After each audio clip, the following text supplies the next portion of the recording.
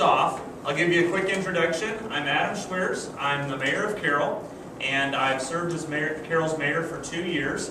Last night, with the grace of the people of Carroll, I was re-elected to serve another term. Our term is 2 years, so I will have another 2 years of serving as Carroll's mayor coming up here. And the term actually runs January through December, so it is on a calendar year. Before I was mayor, I was on our city council for 2 years as well. And as the mayor, it is not a full-time job in Carroll. It is actually more of a volunteer position than anything. I own Computer Concepts of Iowa, which is a computer company in town, and we employ about 9 people, myself, my wife, and 7 other technicians. So I have a full-time job, and then I work on the mayor stuff as I'm able to throughout the day. How I'm able to do that, it really helps that I am self-employed, so that I can manage my schedule how I need to. So I can come in early in the morning and work on things relating to my business. I can have meetings throughout the day relating to the city. I can work in the evenings on my business, and I'm able to be able to balance and juggle those things. Oftentimes your mayors are retired folks, just because of the time commitment that it requires and the fact that sometimes it's going to conflict with their work, a normal person's work schedule. So I am blessed to be able to do that, and I really appreciate serving Carroll. From the duties of mayor perspective, I'm on several different committees. Those committees relate to economic development, our recycling center, and our solid waste. There's 5 mayors that serve on that board, looking over how we're being good stewards of the land, how we're being good stewards of the environment, and how we're making sure that we have a place that we can go with our garbage in the future. Long ways past when I'm going to be around. We need to make sure that our city continues to be able to handle those things. We, through our government, have 6 city council members that operate underneath me. And those 6 city council members represent, 4 of them represent a specific ward or section of Carroll, and it's divided up by population off of our census. And then the other 2 city council members are what we call at-large, so they represent the entire city. They can live wherever they want. You don't have to live in that ward. You can just run and represent the whole city. After last night's election, we had 1 new city council member come out of our Ward 3. He ran unopposed, and he is a first-time city council member. We had a brand new city council member run for an at-large seat, and he was elected. And the 2 previous council members that served in those positions were on the council for 8 years and 16 years respectively, so they had served the community for a long time in their capacity. The city council meets. We also had 1 more council member beyond myself who was up for a re-election, and he is serving in Ward 1. And so our city council members actually run and serve a 4-year term. So the mayor is 2, the council members are 4. The role of the mayor is really to work with our city staff members, and our city staff members being our city manager, our city clerk who does the finance, our city engineer who does all of the planning for our roads and our bridges and our water and our wastewater and all of those infrastructure things that we need. We have got a Parks and Recs director, Jack Wardell, who does everything relating to the rec center and the parks and the Little League fields and the slow pitch diamond. And he's got a superintendent, Scott Parcher, who works underneath him and runs all the different guys to make sure that the lawns are being mowed and that Carroll is looking good from all those different park amenities. We've got our municipal golf course superintendent, and then we've got our wastewater treatment facility operator. We've got our chief of police, Chief Kaler, our fire chief, Chief Schreck, and our librarian, Kelly Fishbach. So those are the folks that will report to our city council and report to me. Those are the folks that I'll have meetings with regularly, talking about fire code, talking about planning and zoning, like how a house is set on a lot and how things work.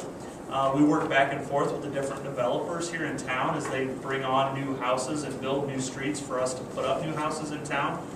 There's a whole lot of different paperwork and different things that they have to be looking for and planning for to make sure that the water properly runs down the street, goes to the right spot, and works its way to the creek, to make sure that people's property is being protected, to make sure that we have a good long-term water source, to make sure that our water is being properly treated and that our wastewater is properly looked over from the DNR and approved from that perspective. So lots of different working parts to that. And then also as mayor, I'm going to be taking in and welcoming citizens' comments about how can we continuously improve Carroll. So as a city, you have to think about cities being a lot different than just people or even businesses. Cities live on forever and ever and ever. So the decisions that we make now will impact somebody 100 or 200 years from now. Whereas the decision that you make for yourself might only be a decision for your life. And your life is going to be a lot shorter, of course, than a city. So we really have to think long term. We have to have a pretty solid vision about where we want to go as a community. And there's a lot of different factors that go into that. The number of young people in our community is very important to us as elected officials. Getting people to participate in voting and participating in the process. Being willing to bring ideas and bring solutions. Oftentimes people worry about when they do get elected whether or not they're going to just get a whole lot of complaints. Yeah, there's a lot of folks that will complain about certain things that they don't like, whether it's a dog that barks in their neighborhood or maybe a street light that never comes on or things of that nature. And we handle those as we go along. But the whole idea behind being an elected official is the opportunity to serve all those people that you live and work with every day, and it is extremely rewarding. So, so far I would say that it's been one of the best things that I've ever done. In addition to working through all of the day-to-day operations with our different city staff, then I'm working with the city council members as I put together an agenda for us each week. And those agendas will talk about maybe approving where a new stop sign might need to go in for safety purposes, whether or not there's a new ordinance that needs to be approved, approving somebody to be able to build in a certain location of Carroll, and then also expending funds for keeping up things in the community. So if we need to repaint the pool, or if we need to re-roof a shelter house, or we need to purchase new park equipment, we go through and we put together a budget, and we start in that budget process about this time of year, and we go into what we call a capital improvements plan. So all of our staff members who are working on their different things, they put together what they think is necessary in order to improve their department and the different things that they look over. And then they bring that budget to us in January, and then we as elected officials have a number of meetings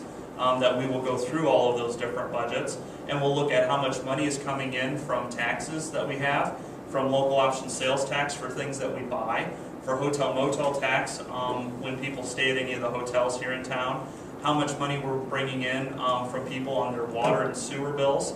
And then we'll look at the different projects that they have and then figure out which ones we can do this year, which ones we think we're going to do next year and the following year, and try to kind of put that plan together. All the time, that budget is kind of in flux. There's some times that we're going to see more revenue come in than we predict, which is a great thing. Other times, if we feel like the budget is going to contract a little bit, we might not be able to do as many projects. So it really is about trying to balance the wants and the needs of the community with the resources that we have, all the while trying to make sure that we're making an investment that's going to be here for many years to come. In addition to those functions, then I get to be the ambassador for Carroll. So I get to go out and visit with citizens like yourselves, lots of different citizens, whether it be for fundraising events or whether it just be educational opportunities. I also represent Carroll on a number of statewide boards. So I'm the president of the Young Professional of Iowa board for the state. And in addition to, I also serve on the Iowa League of Cities Executive Board. And those different boards work with different cities throughout the state. And it's really important for Carroll to have an ambassador and a representative from Western Iowa in a town of 10,000 people in Western Iowa with our unique challenges and our unique ideas to be able to be represented throughout the rest of the state. So that's another important function that I serve as mayor of Carroll, and I really enjoy that as well. So that, in a nutshell, I think is pretty much what I've got to be able to tell you initially, and right at this point I just open it up to questions. Go ahead. What do you want to do everyday basis? It just depends upon the day. So on The second and fourth Mondays of every month, we have city council from, starts at 5:15, and that meeting will generally last about an hour and a half to 2 hours. Sometimes it can be shorter than that, depends upon how big the agenda is. I meet with my city manager every Wednesday morning. I'm an early riser, so I meet with him at either 6 o'clock in the morning or 7 o'clock in the morning every Wednesday, and we spend about 2 hours. And we go over anything that's going on in the different departments and what I anticipate seeing on the agenda in the future. And we continue to look back at our strategic plan and a lot of the different projects that we know are on the horizon and try to figure out when those projects will be well timed to be able to roll out to the citizens and to the city council to make a decision on things.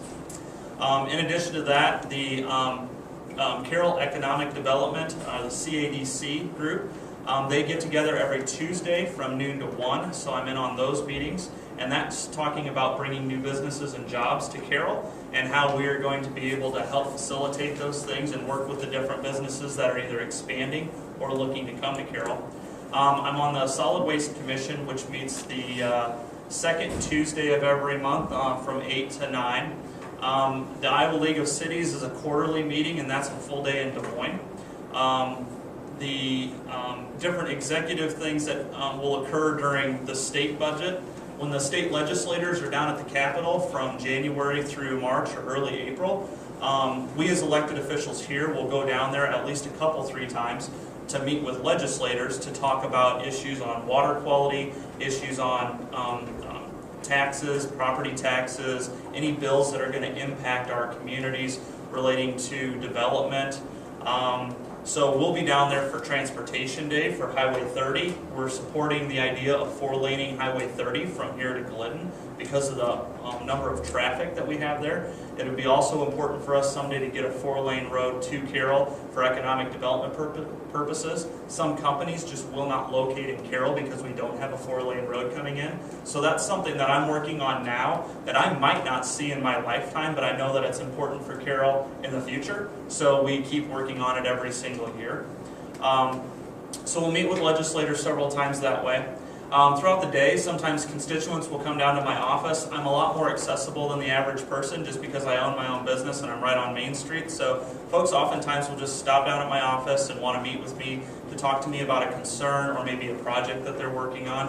One of the funner projects that we've been involved with lately is, as you see all the fire hydrants that are being painted around town.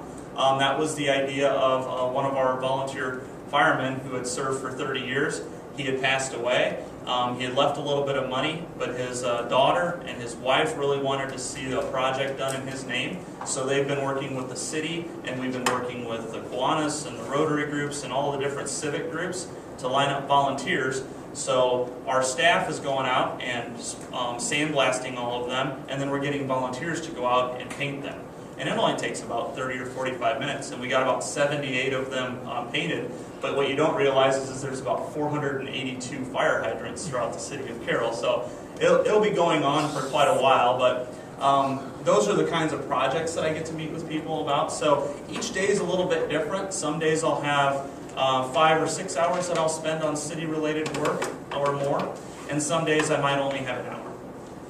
Oh, and my name is Laura Mackey. Laura Mackey, okay, very good. Next question. My name's Alex Hyman, and do you have to vote on certain things? I, as the mayor, do not have a vote. The city council members all have a vote. So we have 6 council members. It takes a majority, so we need to have at least a 4-2 vote on anything to be accomplished at the table. What I do is I run the meeting, so I start the meeting. I introduce the topics. I hand it off to staff to provide some detail. The council members will generally ask some questions that they have or express some concerns or express some comments that they've gotten from their constituents. And then from there, I will call for a vote. And then from there, I'll be looking for a second. And then after we get a motion and a second, then we do a roll call, and everybody has to say yes or no. And then that will decide that particular topic, and then we move on to the next. So my role is to keep that meeting moving and to allow everybody an opportunity to have their questions asked and or answered, and then ultimately for us to get to a decision. Do you like that at work when you're down Yes, yep, I get to work with the governor. The lieutenant governor and governor were just in town about a month ago, and as part of that, I will do the introduction oftentimes for the governor and lieutenant governor for whatever event they're in town for. I welcome them to town, and then following that, the governor headed to a different event, but the lieutenant governor had some time here, so I organized a community tour, and I brought her past all of our major employers, and I took her on a tour of St. Anthony Hospital with all the different things that they've been expanding and doing up there. Educated her about our different schools and our school system, showed her some of our new developments, some of the new businesses, how our old Walmart's been repurposed, how our depot has come to life, how our downtown project has come to life, and just kind of showcased and educated her about Carroll. From the governor's perspective, I work with him. I spend a lot of time sending emails back and forth with he and his staff relating to things that I'm concerned about for the long-term future. Things like tax increment financing, which is a tool we use to try to develop businesses and jobs. Talking to them about our roads and our bridges, whether or not we're receiving enough funding at this point from the state. Because of the financing of things through the state, oftentimes it's based on population. So that becomes a little bit of a challenge for rural communities like ours where we don't have a lot of growth. Carroll hasn't really lost anybody over the last 10 years, but we also really haven't gained anybody. And the cost of building a road keeps going up. But if the funding doesn't follow that, then it makes it harder for us to have the funding streams to replace our roads. So I visit with them a lot on that. If we have the DNR, Department of Natural Resources, telling us that we need to clean up our water to a whole nother level of regulation, I visit with and educate them about whether or not that really is necessary and try to provide them the insight and the information on whether or not it's going to be that impactful to the Raccoon River and the watershed and ultimately the plume in the Gulf of Mexico. So there's a lot of different things that we communicate with our legislators and our governor about. And they take all of that information and then they try to hopefully use that to craft a better direction for the state as a whole. Yep. I'm Mara Slavin, and do you manage all the city's money? Yes and no. The city council, of course, is the ones that are going to vote and approve the budget. I'm going to provide some insight in what I'm hearing from the constituents and what I see as a direction. Because of the number of meetings that I'm subjected to, I'm able to bring in a lot more information and spend a lot more time diving into the details of things. So I can provide a lot of insight and information. Our city manager actually puts the budget together with our finance officer, utilizing all of the other departments and what they need to see happen. So while I play a role and an idea in the direction of the budget, the ultimate budget is approved by the city council members and it's formulated by our staff members. Yes. I'm Miranda Roy, and do you work with cities outside of Carroll? Yeah, I do. The Solid Waste Commission is a really good example because it's myself, the mayor of Coon Rapids, the mayor of Manning, the mayor of Breda, and one of our county board of supervisors. So we all get together because the recycling center and the dump here in town is what collects all the garbage for all of our county. And in fact, we collect a lot of garbage for our region. In addition to, through the Iowa League of Cities and our Northwest Iowa League Commission, I work with the mayors of Storm Lake and other areas talking about our region as a whole. Because as smaller communities, we have to think big. And if we're all kind of working together on how we're utilizing our resources and how we're marketing the rest of this area, it's good for everybody because it brings jobs in and it brings people in and people buy things, and that's a good thing for our economy. So I do get to work with a lot of different communities that way. I've gone down to Audubon and sat with their city council and talked about a few things relating to buildings that are falling down in smaller towns. While we don't suffer that problem here in Carroll, we've been pretty fortunate for that for the most part. There's a lot of smaller communities that are really struggling with how to repurpose older buildings that are falling down. So just trying to help them through some insights as well.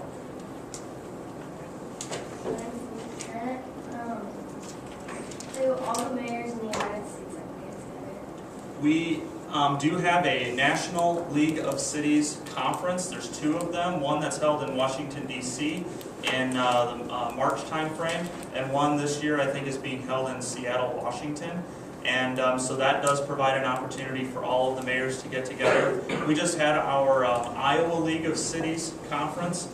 This year it was hosted in Davenport, but it moves around the state. That's an opportunity for me to get together with mayors and city council members and city staff members from all over the state as well. So we can kind of talk about best practices, maybe some things that have worked in one city that might work in ours, or things that we just haven't found much success with. So it is a good opportunity for us to share those ideas. And then they also have a lot of educational opportunities, different people coming in from engineering firms and planning firms and things of that nature, presenting on new ideas and new technologies that we might consider to adopt to be more efficient. Right. Who's all on the city council? Right now we have got Mike Kotz representing Ward 1, which is the northeast corner of Carroll. And then in Ward 2 we have Tom Tate, and that would be the northwest corner. And then in Ward 3, our newly elected council person is Clay Haley.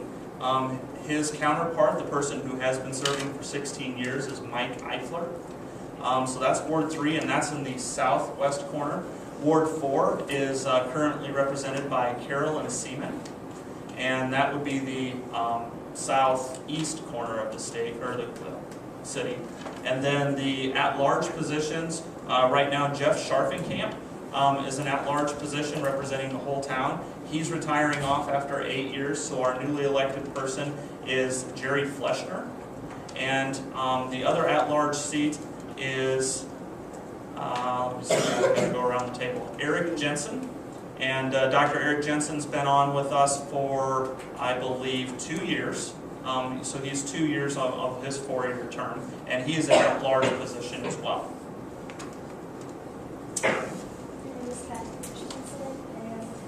What's your favorite part of being? My favorite part of being the mayor is getting out and talking to people.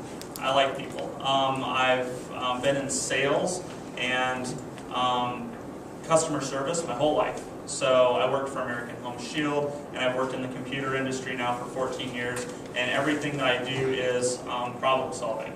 So if your computer is broke, I have to fix it. I also look a lot at the challenges involved in trying to figure out why technology doesn't work. I like to take those same attitude, that same positive attitude of figuring out a solution, and apply that to city government as well. So I like to get out, I like to educate people about the issues that are going on in our town. I like to educate you about what we do as elected officials, and then ultimately I hope that through this, the solution that I hope to come up with is that one of you will eventually want to run for an elected position and serve your community, and hopefully you've gotten a little bit more information from me. Do you need a college degree, and like what level? No, you do not. No, there's as a mayor of a community, you do not require a college degree. It's really an election of the people, and the people will decide whether or not they feel that you have the knowledge and the ambition and the excitement and the humility to actually sit in this position and represent where you live. So their mayors can be just any general person off the street with a regular job, non-college educated, or what have you.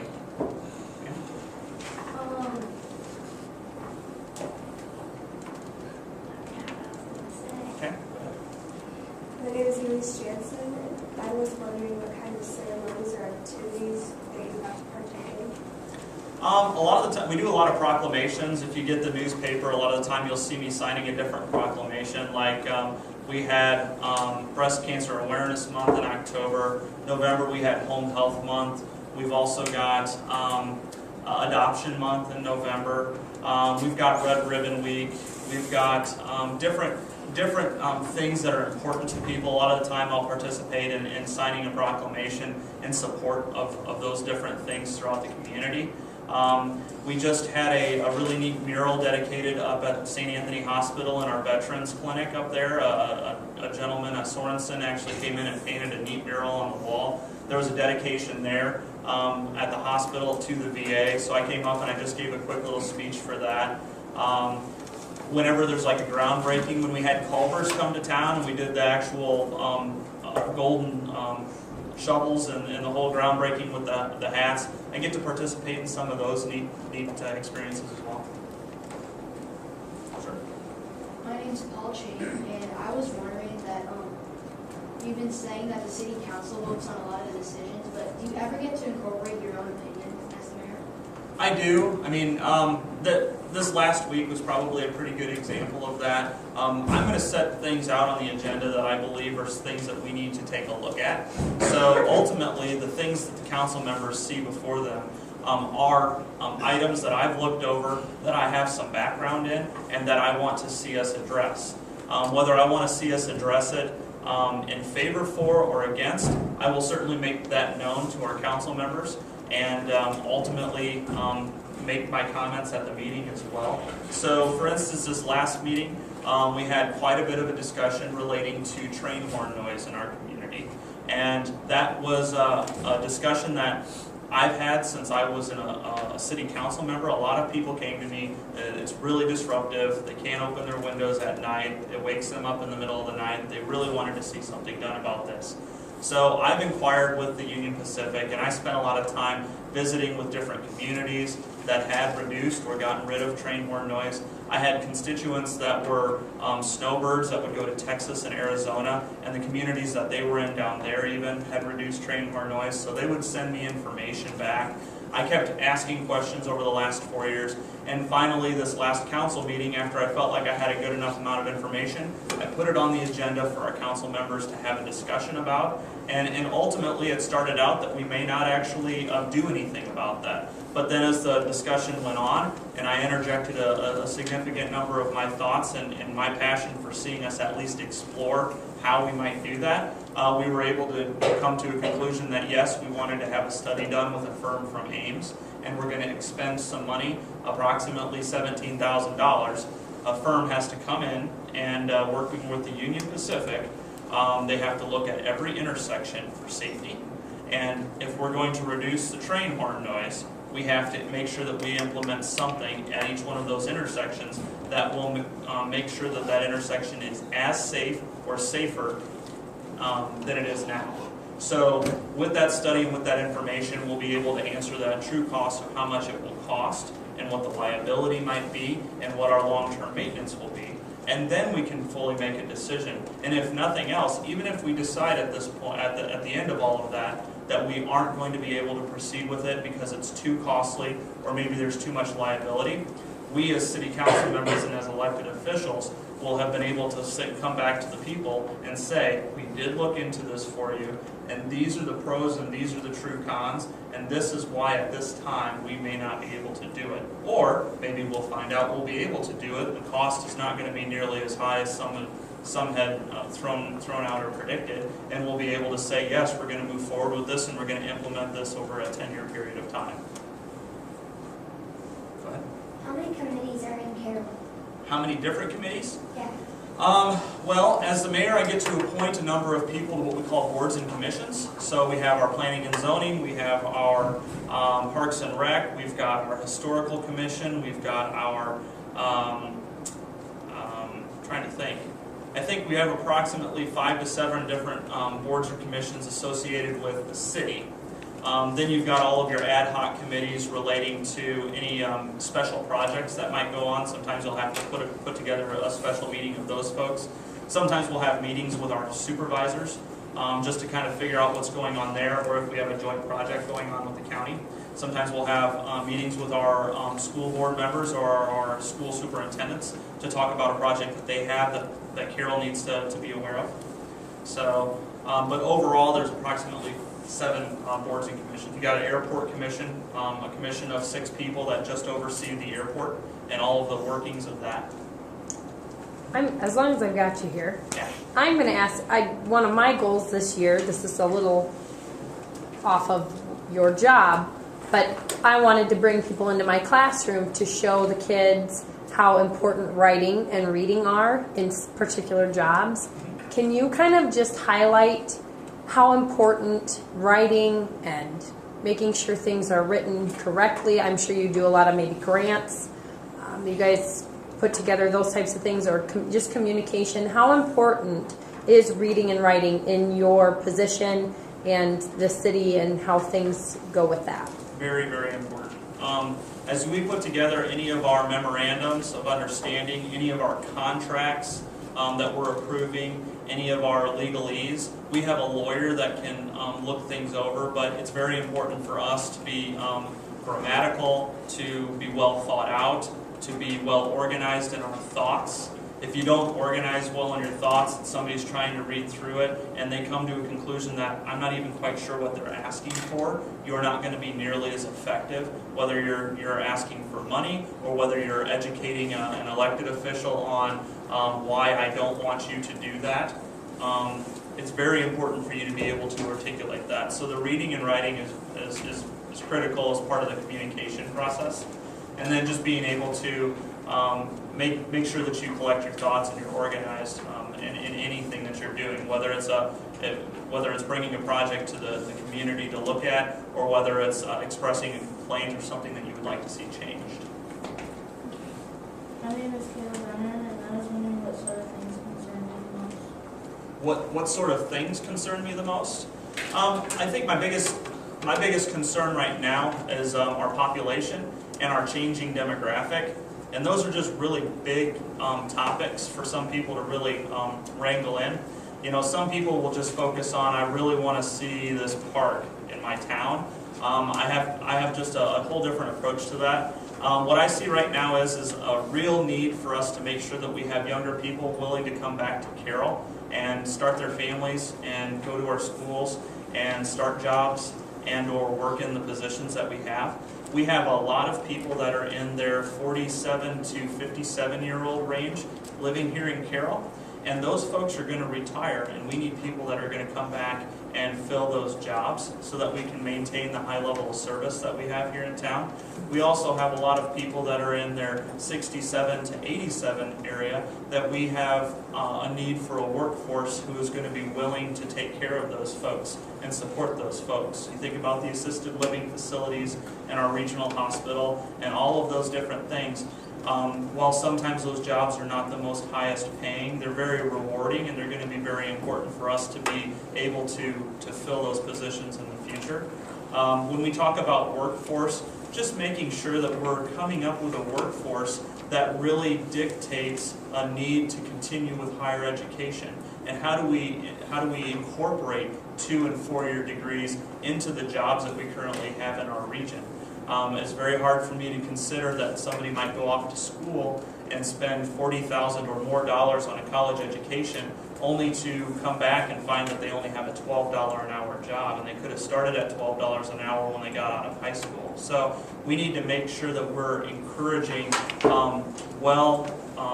well-placed positions, well-paying positions, but also just looking at our job force as a whole and making sure that we educate students on all of the different options that they have in living in a community. So population and changing demographic, those are our two biggest things to look at.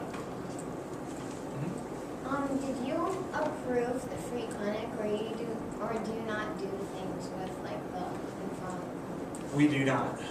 We don't. With McFarland would have worked with a developer to purchase that ground down there, and then we would make sure that as part of their project that a street and water and sewer are gotten to the clinic itself. And then as part of the street development process, there's engineering that goes into that. They have to make sure that the street is a certain amount of depth as far as the concrete, so it doesn't break down as quickly over time. They have to make sure that the water all moves away in a certain way, that it's not going to flood another property. So we go through and we approve those types of things at the city and through our planning and zoning committees and things of that nature. But as far as the overall McFarland Clinic, that's a project where McFarland Clinic and the doctors there, they're all invested in making that clinic happen and making it a success. Do you have to be a certain age to be mayor? You do not. There's been mayors, I think you have to be 18 years of age. You do have to be of legal voting age. But after that, there's been 18-year-old mayors throughout the state. I'm currently 34, so I've been mayor since I was 32. My name is Justin Schaefer, and I was wondering, is it like you and the city council like work on the football field, like the city football field, or is that like the schools? That is the schools. The football stadium is controlled and maintained by Carroll Community Schools in partnership with Kemper. The baseball stadium, the city of Carroll actually currently oversees and maintains the Merchants Field baseball stadium. Then the softball field is part of the school, and the Little League complex out there is part of the city. And then the municipal golf course is part of the city as well. So that's a great question, because we've had discussions about upgrading and updating and fixing our football stadium, and sometimes people will ask me questions about it, but it's not really one of those things that I, as the mayor or the city council, would be involved in. You have to be like a USA citizen, and for how long you there? Yes, you do have to be a U.S. citizen to be a mayor. All right. Any last questions? I think I. Good questions. Yeah, You guys are great pretty well questions. prepared. All right. Do you work much with actuaries? Actuaries? No, we don't actually work with actuaries. My biggest challenge fits right into what actuarials are supposed to do, however. And the insurance industry will try to predict some of those things, and we will use some of the facts and figures to try to predict where we're going. We also do different comprehensive planning and long-term strategic planning as a community and as a region, and try to use some of the actuarial figures on life expectancy, demographics. We take the changing numbers from our census. We try to plug all of that in order for us to try to predict the number of people that we'll have and how we need to continue to look forward as far as we build a community. Yes? What's a factuary? Actuarial? It's actually it's a job, it's a position. Most of the time they're in the insurance industry, because actuarials will try to predict. They'll take all of the different data that reflects on looking out many, many, many years, and then they'll try to figure out, a lot of the time it's to set the premiums. So they'll be able to determine how much your health insurance needs to cost now in order for it to continue to fund health insurance for a long period of time. They're going to predict that you're going to live until you're 87. Well, if they think that you're going to now start living until you're 97, they're going to have to adjust the premium. But then maybe they're going to take into account that you're living healthier because you're walking and you're eating right and you're doing more exercise. So now maybe they don't think that the cost of your health insurance is going to be quite as expensive. But then they have to take into account something else that might change that. So actuarials are very, very analytical as far as data. And one of my brothers is actually an actuary type finance person for Allied Insurance. So that's what he gets to do, actually. So lots of numbers, lots of math, lots of formulas. Lots of math. Yeah. Do you ever work with Obamacare? With respect to the Affordable Care Act, yes, it is impacting us as a community. We have got employees that were working 31 to 33 hours a week that may only get to work 29 hours a week now, because otherwise we have to offer them a full health insurance plan, and that can become quite costly for the community. There are jobs that we're just not going to be able to reduce under 30 hours that will have to have health insurance offered to them, and that will impact our budgets. So yes, it will certainly impact things. And as a small business, I have seen my premiums go up about 22% every year for the last 4 years. So it is definitely impacting small businesses as well, and it makes it a lot harder for us to plan. That's for sure. Yes. Are you guys behind the Jimmy John's going in? We aren't. We're very fortunate in Carroll. There's a lot of people that live in Carroll that are always looking for ways to make Carroll better. So we had the building that was available, of course, sitting vacant. We had our real estate agents aggressively trying to show that and tell people about it.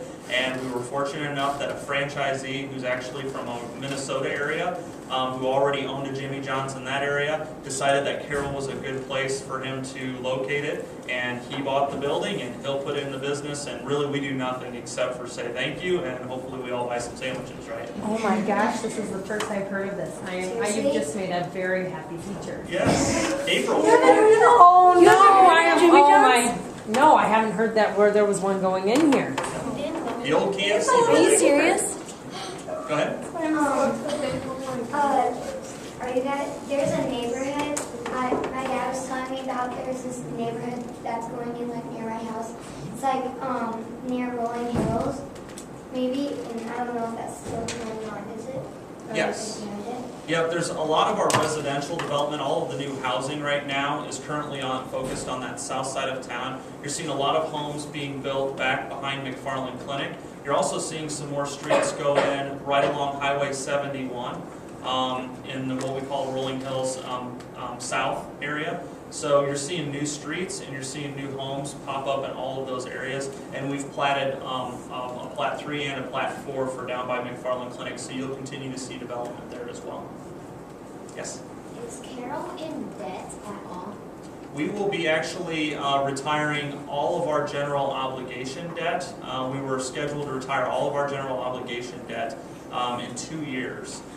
We've decided to move up a streets project for 2015, and I'm combining our 2014 and 2015 street rehabilitation projects where we cut out the gutters where all the water runs, and we replace all that curb and gutter, and then we put in a new street, we overlay a new street. We're going to do that on several streets, including the Fishbowl area off of Main Street, and some spots up in here, and some spots over in the southeast corner. We're going to combine those two street projects because we'll get a better competitive bid, so hopefully the price per square foot will be lower. And also because we had an opportunity where we could move that project up and not have to increase anybody's taxes and get us ahead of the game a little bit. So we are going to do that pretty soon. But managing our debt is really important for us to do. Not having any debt for a community, and actually in many cases, not having any debt even as an individual can be a challenge. If you're not taking on debt or you're not taking on some type of risk, most of the time that sends a message to the banks and to the people who provide money that you're not being progressive, that you're not being proactive, that you're not thinking about yourself as being here 100 years from now or 200 years from now.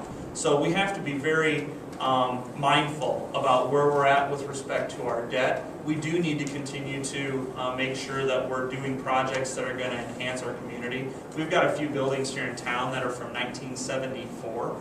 Those being our library, our street maintenance building, and our rec center.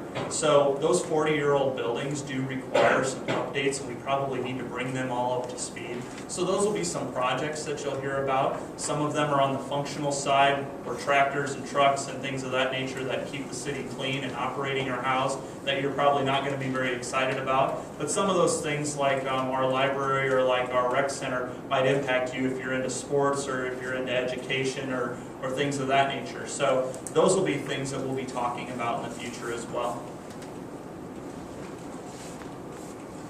Did the government shutdown affect anyone in Carroll? Government shutdown really didn't impact anybody in Carroll much. We don't have a whole lot of our job sector tied to the federal government in that way, where we ended up with a lot of people that they couldn't go to work anymore. We had a few people attached to the Social Security Administration and maybe a few social worker type programs that may have been furloughed just for a very short period of time. But by and large, we're fortunate that all of our economy is really driven by manufacturing, agriculture, transportation, and the service and food industry. So we really weren't negatively impacted by the shutdown the way a lot of other communities were throughout the United States. Do you do much with the agriculture and surrounding farm? We ultimately, when you're talking about agriculture within a city, we don't do as much. However, we do rely on those farm to market products, making it into our elevators. We have a lot of our businesses that are located in Carroll that are attached to the seed industry, to the bioscience industry, to accountants and feed mills and things of that nature that do all of the accounting and all of the back-end work for agricultural companies, and a lot of value-add products that go into the different machinery that our farmers use.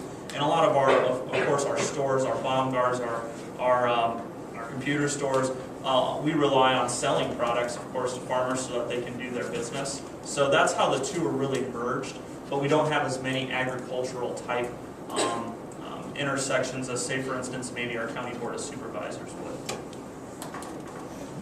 Are we having any trouble with our soil lately or no? Right now, our soil is pretty good. We did have water restrictions this last year I put on, just asking everybody to only water their lawns or their gardens every other day. Or like if your house ended in a 42, you could water it on the even number days. Or if your house was a 35, you'd water on odd days. And the reason is because we've had 2 solid years of drought and our water table was getting quite low. And I was concerned that if we just used water like we normally do during the summer. Just to let you know, we use about a little under 1 million gallons of water per day in the city of Carroll during the winter time. During the summertime, we can use 2 million gallons of water per day. Our water tower holds about 500,000 gallons. So that means the water tower gets drained and refills 4 times throughout a day during the summer, just because of all the different lawns and all the different gardens and all the different watering that we're doing. So from a stewardship perspective, we do need to be very good stewards of our resources, and honestly, watering every other day would be a fantastic thing for us to consider adopting anyway, but at the same time, some people want to be able to water every day all the time, so we are constantly drilling new test wells and considering upgrades to our water facility so that when you turn on the water, if you want to let it run, you'll have the water if you're willing to pay for the bill. So as a planner, we have to look at the wants and the needs, and then we have to figure out how much it's going to cost to make sure we can facilitate that. Maybe last one, Mara. Okay. Do you have anything to do with the museum? The museum? Yeah, we do have a historical commission. Barb Hackford and a couple other ladies and one gentleman are on that commission, and they work with the old schoolhouse in Graham Park, and they work with the museum, and they'll do tours. They currently have printed out some really neat historical postcards that show the buildings the way they are today, but then the buildings the way they were in the early 1900s before we did urban renewal. They've done some calendars and some fundraisers relating to that as well. So we do try to do whatever we can as a city to encourage our history. So in your whole life, you can be mayor for 4 years? No, you can be reelected as mayor. There's mayors throughout the state who have been seated for 20-some years. We've had some mayors. In fact, I'm not quite sure how the election went in Willie last night, but I think Randy Hedrick's been the mayor down there for 18 or so years. You know, he just keeps getting reelected. We live in Sac City, and I think Barb Powell's been or Barb Blaze, or Powell. She's been the mayor for quite some Quite a time. long So. time. And some mayors are elected every 4 years, and some mayors are elected every 2 years. And some city councils are 6 people, and some city councils could be 5. Some city councils have at large, and some have wards like we do, and some city councils do not. They're just all at large. That's actually something that I'm going to probably be proposing over the next couple of years, is to possibly move Carroll away from having a ward system and to just have it all at large. And the reason I would do that is because it is a lot harder to get people to run for elected office. And oftentimes we've got really good people that are interested in serving, but because they don't live in this area of town, they're not able to serve because the other person is seated for 4 years, and maybe that opportunity is going to pass us by, and they might have brought some good ideas or some insights. So it's something we're going to look at. Could that lead, though, to certain areas feeling that they aren't represented appropriately? Like a certain section of town feeling like, geez, we have these people at large, and here we don't feel like we're represented, though, because we no one's from this area or. Yep, typically that would be a concern most of the time in larger cities as Okay. opposed to smaller cities. And that happens a lot because then you'll see all the development go this way or that way. Sure. What I can tell you about Carroll is that when we look at streets, we go off of hard data. Traffic count, whether or not it's a major artery, condition of the road, we have people come in and look at those things. And then the roads get done, whether they're in this ward or that ward or the other. When we did our park equipment replacement, it doesn't go off of what park you're in or favorites. The council members really didn't have any input into that. It's all based upon how often the shelter houses are rented, how much they're getting used, whether or not they're a large park or a small park dictates the size of the equipment, and we just move right through that process. So Carroll's nice because we're in a situation where people on the city council are just working for the good of the community instead of for pet projects specifically for their ward. In fact, one of the things that I noted when I first got on the city council was I had Jeff Scharfenkamp at large, I had Phil Phillips at large, I had Carolyn Seaman in Ward 4, and the three of them lived within a block of each other in their neighborhood. So 3 out of my 6 council members lived within a block of each other, and I really didn't see that things were happening there and they weren't happening on the north side of town or something like that. So I don't think that's as much of a concern, but like in an Ames or a larger community where people are aggressive and nobody knows each other, that's another thing. That can certainly be a concern. Can you just give them a little insight on how much playground equipment costs? Yeah.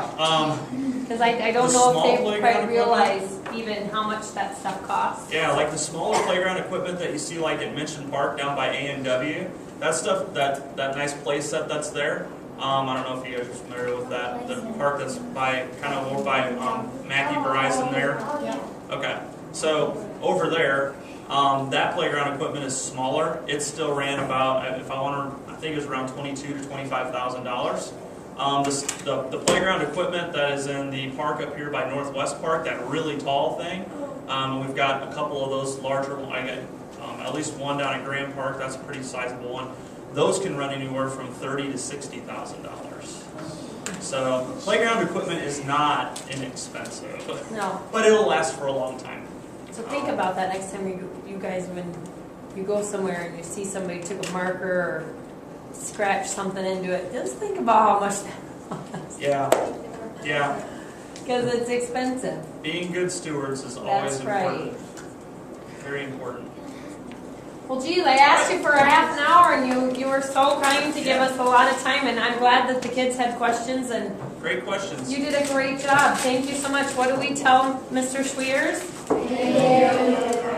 Thanks again. And I know he left you his card, or maybe you already told him that. I put a business card out in here. If you guys ever have questions relating to the city, you're free to shoot me an email or give me a call. And just let me know your concern. We appreciate hearing from you, and I like to relay that information to our staff members and our council members as well. All right. Thank you so We'll much. see you later. I appreciate it. Okay, and then Adam, will you be back then at about 1:30?